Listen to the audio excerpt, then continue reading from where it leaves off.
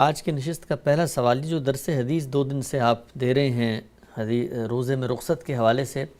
ہم یہ دیکھتے ہیں کہ پاکستان ہو یا اور دیگر مسلم ممالک ہوں، وہاں پر تو اس سے بالکل دوسری کیفیت نظر آتی ہے،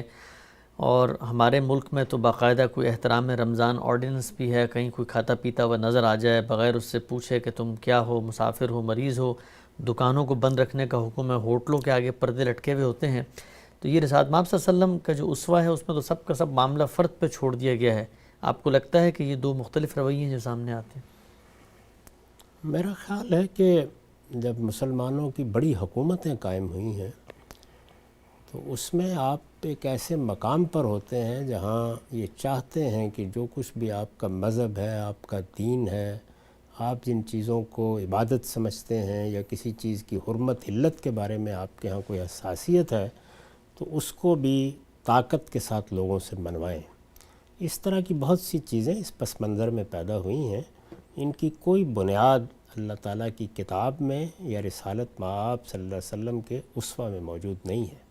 خلفائے راشدین کے زمانے میں بھی میرے علم کی حد تک کبھی اس طرح کا معاملہ نہیں کیا گیا۔ یعنی لوگوں کو توجہ دلائی جائے گی، ان کو بتایا جائے گا کہ روزہ کتنی بڑی عبادت ہے، لیکن اس میں بہت سے لوگوں کے لیے رخصت رکھی گئی ہے۔ کوئی بیمار ہو سکتا ہے، کوئی مسافر ہو سکتا ہے، اور اسی طریقے سے ایک چھوٹی سی بستی میں یا کہیں آپ اگر رخت سفر باندھ کے نکلے ہوئے ہیں اور وہاں پہنچے ہیں تو آپ ایسی صورتحال سے دوچار ہو سکتے ہیں کہ جہاں آپ کو کچھ کھائے پیے بغیر شاید کچھ وقت گزارنا ہی مشکل ہو جائے۔ تو اس وجہ سے کوئی وجہ نہیں کہ اس کے لیے اس طرح کے آرڈیننس بنائے جائیں یا اس طرح کے احکام دیے جائیں۔ لوگوں کے اندر ایک عام احترام کی فضا پیدا کرنی چاہیے، اور میرا احساس یہ ہے کہ جب آپ اس طرح کی چیزیں قانون کی طاقت سے کرتے ہیں تو اس سے دین کے احکام، دین کی عبادات کے بارے میں ایک گریز اور فرار کا رویہ پیدا ہوتا ہے۔ جب یہ چیز تہذیب بنتی ہے، یہ ثقافت کا حصہ بنتی ہے، باہمی احترام کی ایک فضا لوگوں کے اندر خود پیدا ہوتی ہے، تو جس حد تک ممکن ہوتا ہے لوگ اس کا لحاظ کرتے ہیں۔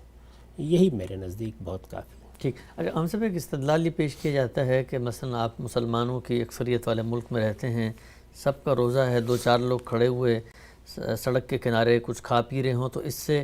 لوگوں کے اس دل آزاری ہوتی ہے، ان کے احساسات جذبات کے منافی ہے اس کا یہ رویہ، تو اس لیے جو ہے اس کو روکا جاتا ہے کہ بھی کھانا پینا ہے تو گھر میں جاؤ چھپ کے کھاؤ یا پردے لٹکا لو، لوگوں کے سامنے نہیں کھا اس میں دل آزاری کا کیا سوال ہے؟ یعنی ایک عبادت ہے۔ آپ یہ دیکھیے کہ آپ نماز پڑھتے ہیں تو کیا سارے کے سارے لوگ اٹھ کے نماز پڑھنے کے لیے آ جاتے ہیں؟ تو وہاں آپ یہ کیوں نہیں خیال کرتے کہ میں نماز پڑھ رہا ہوں، یہ دیکھیے یہ صاحب بیٹھے ہوئے ہیں اور اطمینان سے گپ شپ کر رہے ہیں، میری دل آزاری ہو رہی ہے۔ یہ دین ہے، اس میں دل آزاری کا کیا سوال؟ یہ دعوت کا موضوع بن سکتا ہے اور وہی بننا چاہیے۔ آپ اپنے بھائیوں کو توجہ دلائیں، آپ انہیں اس جانب متنبع کریں، اور یہ گلی میں بازار میں، مجھے معلوم ہے کہ جب یہ سب چیزیں نہیں ہوتی تھی ہمارے بچپن میں دیہات میں،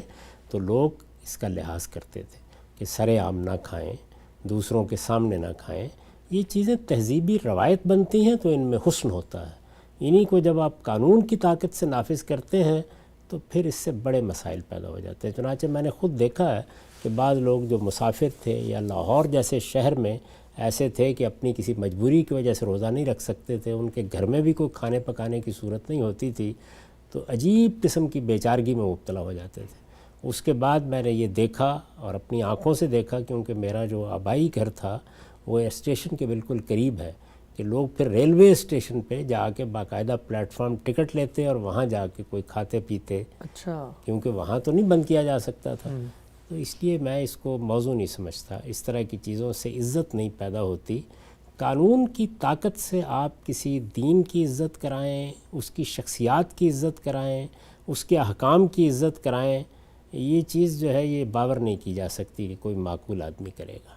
ایسا ہی کرنا چاہیے کہ دین کو آپ لوگوں کے لیے محبت کی چیز بنائیں، استدلال کی چیز بنائیں، اور اگر آپ سمجھتے ہیں کہ لوگوں کو اس کا لحاظ کرنا چاہیے تو اس کو دعوت کا موضوع بنا لیں۔ آپ کے پاس جمعہ کا ممبر ہوتا ہے، وہاں سے لوگوں کو تلقین کریں، لوگوں کی تعلیم تربیت کے مواقع ہوتے ہیں، ان میں لوگوں کو بتائیں کہ وہ سر عام کھانے سے گریز کریں۔ لیکن ایک آدمی ایک ریستوران کے اندر جا کر بیٹھ گیا ہے، اس میں پردے لٹکانے کی کیا وجہ ہے؟ تو یہ بالکل ہی احمقانہ باتیں ہیں جو بعض اوقات